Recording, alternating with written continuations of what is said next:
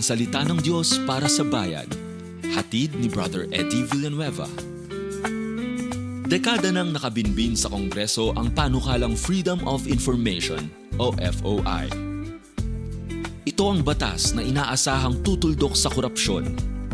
Gagawin kasi nitong transparent ang mga transaksyon ng pamahalaan at sisiguruhin ang accountability sa gobyerno. Ngunit maraming balakid sa pagpasa nito. Bakit nga ba mahalagang ipagpatuloy ang laban para sa Freedom of Information? Pakinggan ang salita ng Diyos para sa bayan.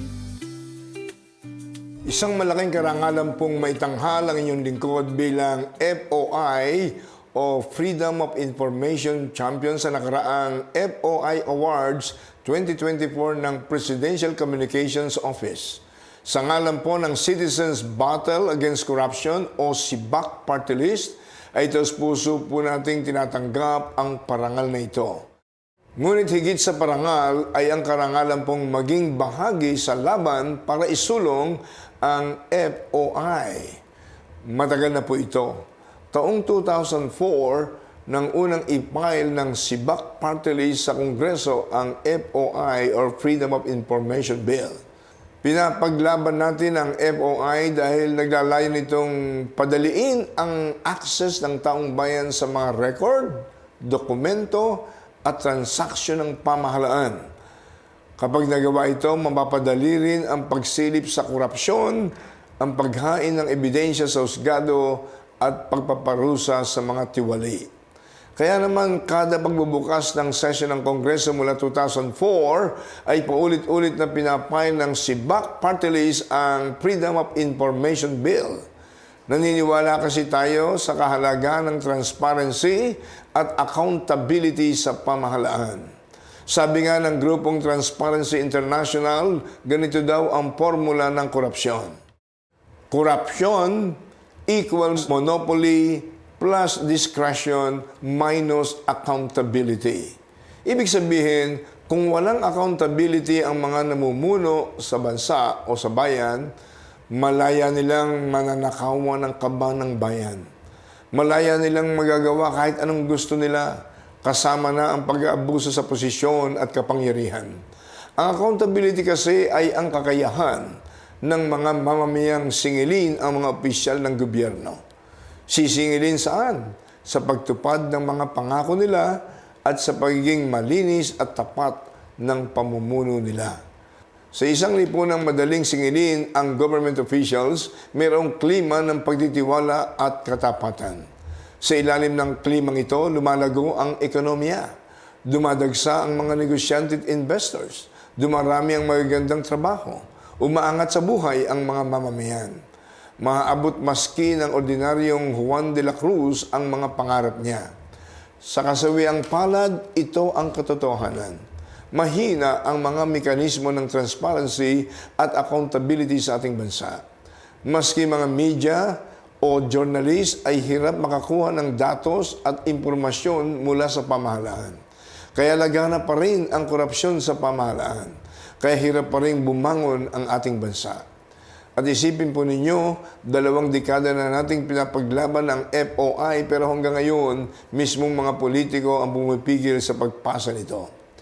Nakakakilabot ang sasapitin ng mga tiwaling opisyal na nagkakamal ng milyon-milyon dahil sa kawalan ng FOI. Malinaw ang sinasabi ng Biblia sa Romans 13 verse 1, letter B, the authorities that exist have been established by God. Ang bawat government official na nasa posisyon ngayon ay Diyos mismo ang nagtalaga. Kaya gabundok ang pananagutan sa Diyos ng mga opisyal na kasakiman ang pinapaghari sa puso.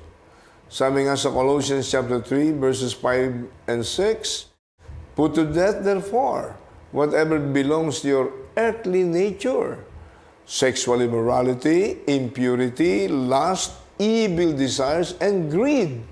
Greed or covetousness sa ibang translation, which is idolatry. Because of this, the wrath of God is coming.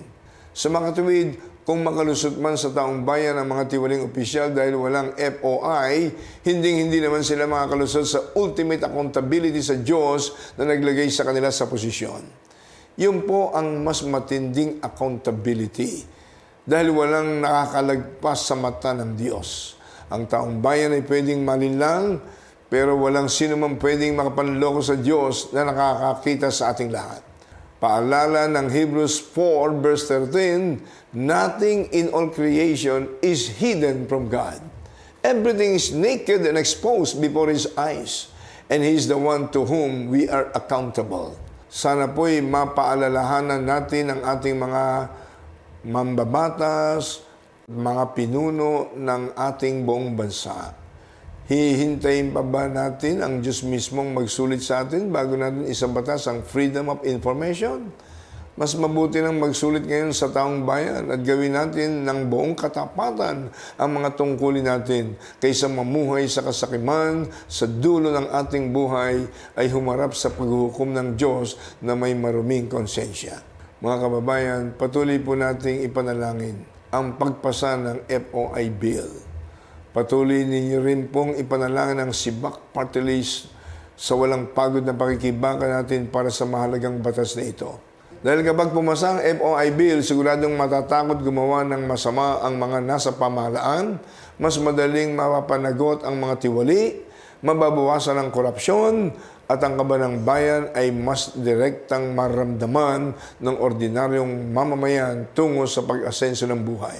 Kaya wag po tayong magsawang ipanalangin maghari sa mga namumuno sa ating bansa ang banal na takot sa Diyos at tunay na pagmamahal sa bayan. God bless you all and God bless the Philippines. Naway napagpala kayo ng salita ng Diyos para sa bayan. I-follow si Brother Eddie sa X at sa Facebook. Hanapin lang ang bro_Eddie sa X at Brother Eddie C. Villanueva sa Facebook. Ang Salita ng Diyos para sa Bayan ay produksyon ng Brother Eddie Ministries and Advocacies International o BIMA International. God bless you and God bless the Philippines.